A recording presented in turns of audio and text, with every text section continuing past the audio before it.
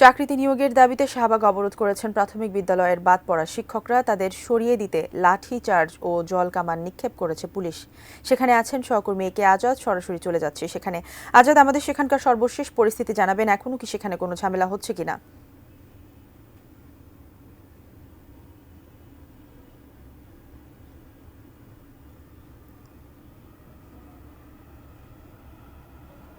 শাহবাগে যারা প্রাথমিক বাদ পড়া শিক্ষকরা আন্দোলন কর্মসূচি চালিয়ে যাচ্ছেন, এখানে আইন শৃঙ্খলা বাহিনী তাদেরকে সরিয়ে দেওয়ার জন্য শব্দহীন কাঁদানে গ্যাস ছুটছে।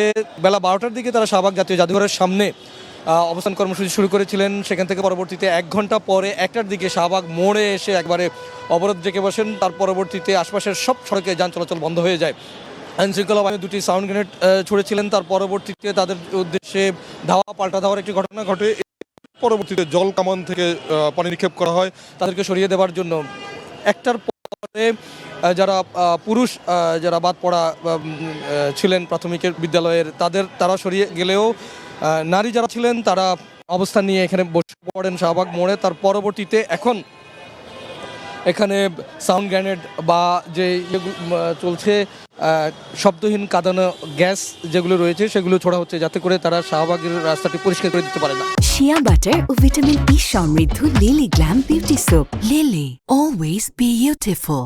আইন শৃঙ্খলা বাহিনীর সদস্যদের সঙ্গে আমাদের কথা হয়েছে। ডিসি রমনা তিনি বলেছেন যে তাদের গতকাল রাত থেকেই যারা আন্দোলন চালিয়ে আসছেন তাদের সঙ্গে কথা হচ্ছে, বোঝাবার চেষ্টা করছেন যে আদালত যেখানে তাদের একটি ঘোষণা দিয়েছেন সেটিকে অমান্য করে যাতে আসলে কোনোভাবেই জনদুর্ভোগের সৃষ্টি না করা হয় এই ধরনের আন্দোলন করতে গিয়ে। তাই তাদেরকে বোঝানো হচ্ছে যে জাতীয় জাদুঘরের সামনে গিয়ে তারা যেন তাদের প্রতিবাদ দাবি দাওয়া এই বিষয়গুলো তুলে ধরেন, তাতে করে শাহবাগ মোড়কে ঘিরে চারপাশে যান চলাচলের যে একটি অবস্থা রয়েছে সেটি যাতে কোনোভাবে মানে বাধাবিঘ্নের মুখে না পড়ে। তারপরেও শাহবাগের একটা অংশে চারপাশ তারা তাদের অবস্থান করছেন আন্দোলনকারীরা, বিশেষ করে এই প্রাথমিকের বাদ পড়া শিক্ষক রয়েছেন সে জায়গায় কিছু সময় পর পরেই পুলিশ তাদের ধাওয়া দিচ্ছেন, চেষ্টা করছেন লাঠিচার্জ করবার জন্য।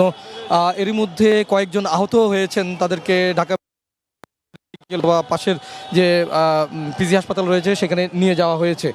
তো এখনকার মতো এই ছিল আমার কাছে সবশেষ